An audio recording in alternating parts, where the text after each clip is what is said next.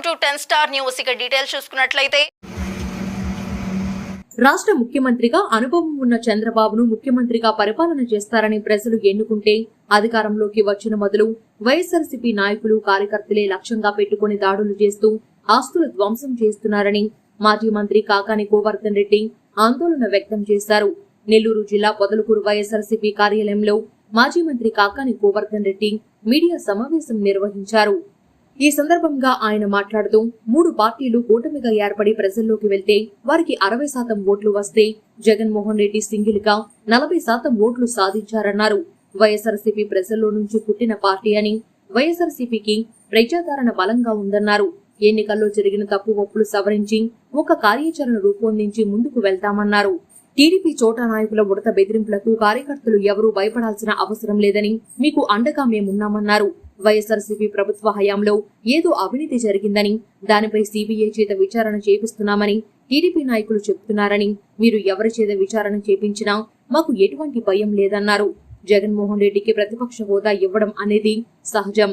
ప్రతిపక్షం అనేది లేకుండా ప్రభుత్వం నిర్వీర్యం అవుతుందన్నారు. ప్రజలను చంద్రబాబు హామీలు ఆశ చూపి ఓట్లు దండుకున్నారని, చెప్పిన హామీలు అమలు చేస్తే రాష్ట్రం సుభిక్షంగా ఉంటుందని, లేకుంటే ప్రజల పక్షాన నిలబడి పోరాటం చేస్తామన్నారు. ప్రజలు తెలుగుదేశం పార్టీని అధికారంలోకి తీసుకురావడం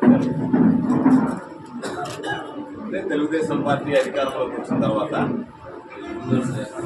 అనుభవజ్ఞుడైనటువంటి వ్యక్తి రాష్ట్రానికి ముఖ్యమంత్రి అయ్యాడు. కాబట్టి అభివృద్ధి సంక్షేమం గురించి ఆలోచన చేసి పరిపాలన సాగిస్తారనేది ఆకాంక్షతో ఆంధ్ర రాష్ట్ర ప్రజలు చంద్రబాబు నాయుడు ముఖ్యమంత్రిగా ఎన్నుకోవడం జరిగింది. ఇదే దురదృష్టకరమైనటువంటిది ఏమిటంటే అభివృద్ధి సంక్షేమానికి భిన్నంగా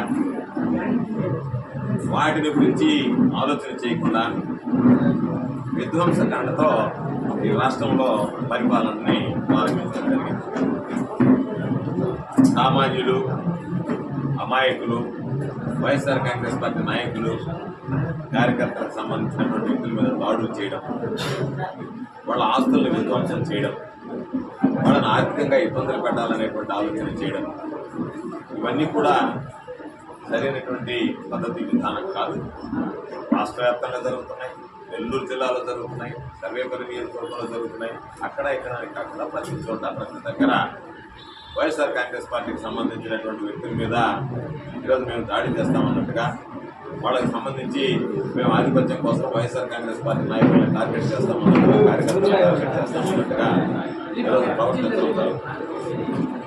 అంటే అందరూ గమనించాల్సింది, వైఎస్ఆర్ కాంగ్రెస్ పార్టీ అనేటువంటిది ప్రజల్లో నుంచి వచ్చినటువంటి పార్టీ, ప్రజల ఆలోచనలో నుంచి వచ్చినటువంటి పార్టీ.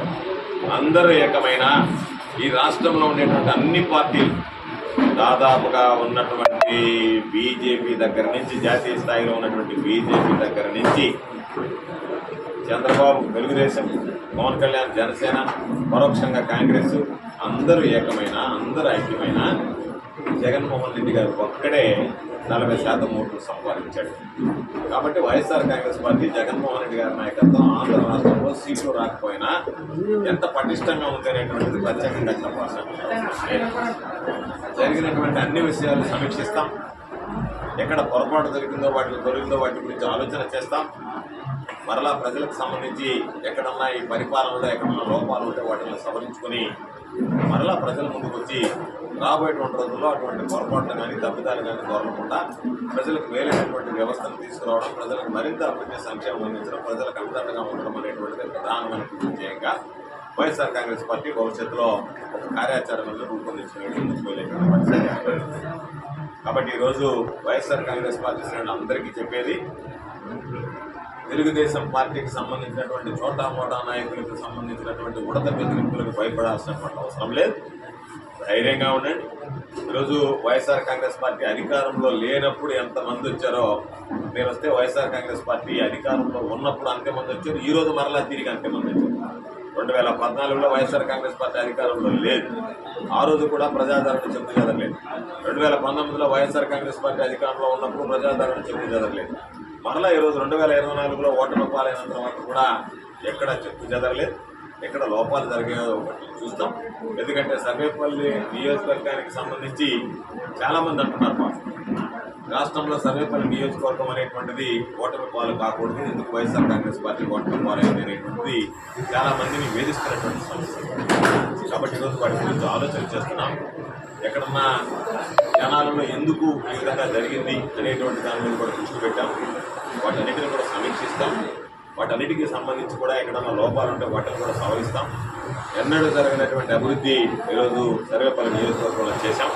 ప్రతి ప్రాంతానికి సంబంధించి ప్రతి కాలనీ, ప్రతి గ్రామం, ప్రతి వీధి, ప్రతి వాడ ఈరోజు అభివృద్ధి చేసేటువంటి విధంగా సిమెంట్ రోడ్లు కావచ్చు, సైడ్ లైన్లు కావచ్చు, తాగునీటి వస్తు కావచ్చు, సాగునీటి వస్తు కావచ్చు, ఎక్కడ ఎవరికి ఎటువంటి ఇబ్బందులు కలగకుండా అన్ని రకాలైనటువంటి చర్యలు ప్రజలకు సంబంధించి, భూములకు సంబంధించి కానీ అన్ని రకాలు. ఈరోజు చాలా మంది చెప్తున్నారు మేము భూములకు సంబంధించి అక్కడ ఇచ్చారు ఇక్కడ ఇచ్చారు వాటి విచారణ జరిపిస్తాము. ప్రభుత్వం మీది విచారణ జరిపించుకోండి. ఎక్కడన్నా లోపాలు దొరుకుంటే మీరు వాటిని బయటపెట్టండి, ఏమీ అభ్యంతరం లేదు. కాబట్టి ఈరోజు ప్రజలకు సంబంధించి కానీ, రైతాంగానికి సంబంధించి కానీ, సామాన్యులకు సంబంధించి కానీ, అన్ని వర్గాల ప్రజలకు సంబంధించి కానీ అందుబాటులో ఉన్నాం. అండదండగా నిలిచాం. రాష్ట్రానికి మంత్రిగా పనిచేసినా సరే ఈ ప్రాంతవాసిగా ఈ ప్రాంత ప్రజల కోరికలు నెరవేర్చడానికి, ఈ ప్రాంత ప్రజల సమస్యలు పరిష్కరించడానికి అనునిత్యం నా పదవి కాలంలో 5 సంవత్సరాలు అధికార పార్టీ శాసనసభ్యుడిగా, మంత్రిగా 100% పనిచేయడం జరిగింది. కాబట్టి ప్రజలే రాబోయేటువంటి రోజుల్లో వ్యత్యాసాన్ని గమనిస్తారు. నేనున్నప్పుడు ఏ విధంగా అభివృద్ధి జరిగింది, నేను లేని సమయంలో ఏ విధంగా అభివృద్ధి జరిగింది అనేటువంటిది ప్రజలే రేపు ప్రత్యక్ష సాక్షులుగా మిగులుతారు. కాబట్టి తప్పనిసరిగా మేమున్నప్పుడు అభివృద్ధి జరిగింది. ఈరోజు విధ్వంసానికి తెరదీసి విధ్వంసకర కార్యక్రమాలు జరుగుతాయి. అదేవిధంగా ఈరోజు రాష్ట్రంలో జగన్మోహన్ రెడ్డి గారి మీద కూడా కక్షపూరితంగా, కక్ష కట్టినట్టుగా ఈరోజు వ్యవహరిస్తున్నారు. జగన్మోహన్ రెడ్డి గారికి 10% రాలేదు కాబట్టి మేము ప్రతిపక్ష హోదా ఇవ్వము అని చెప్పి జగన్మోహన్ రెడ్డి గారు లేఖ రాసిన, జగన్మోహన్ రెడ్డి గారిని పదే పదే అవమానించేటువంటి విధంగా మాట్లాడడం, మేము ఎట్టి పరిస్థితుల్లో కూడా ప్రతిపక్ష హోదా ఇవ్వడం అనేటువంటిది రాష్ట్రంలో సరైనటువంటి ప్రతిపక్ష పాత్ర అసెంబ్లీలో పోషించలేకపోతే ప్రభుత్వం నిర్వీర్యమైపోతుందనేటువంటి వాస్తవాన్ని గమనించాలి. ఎందుకంటే ప్రతిపక్షం ఉంటేనే ప్రభుత్వం దృష్టికి ప్రజల సమస్యలు తెలుస్తాయి, ప్రజల యొక్క బాగోగుల గురించి మాట్లాడతారు. ఈరోజు చాలా మంది పాపం ఆశపడి 4,000 రూపాయలు పెన్షన్ ఇస్తాడు, 20,000 రూపాయలు రైతు భరోసా ఇస్తాడు, ప్రతి కుటుంబంలో ఉండేటువంటి ప్రతి ఒక్కరికి 15,000 రూపాయలు అమ్మఒడి ఇస్తాడు. అదేవిధంగా ఈరోజు పాపం 18 సంవత్సరాలు నిండినటువంటి వాళ్ళందరికీ 1,500 రూపాయలు ఈరోజు ప్రతి నెల వాళ్ళకి సంబంధించినటువంటి గౌరవ వేతనం ఇస్తాడు. తల్లికి వందనమో ఏదో పేరు ఇస్తాడు. అదేవిధంగా మరొక కార్యక్రమం 3,000 రూపాయలు నిరుద్యోగ వృత్తి ఇస్తాడు. సంవత్సరానికి 5 లక్షల ఉద్యోగాలు లెక్క, 4 లక్షల ఉద్యోగాలు లెక్కన 5 సంవత్సరాల్లో 20 లక్షల ఉద్యోగాలు ఇస్తారని ఆశపడి అన్ని వర్గాలు ఎవరెవరికి ఏ మేర ఆశ పెట్టాలనో ఆ మేర ఆశ పెట్టి ఈరోజు సంపాదించారు. కాబట్టి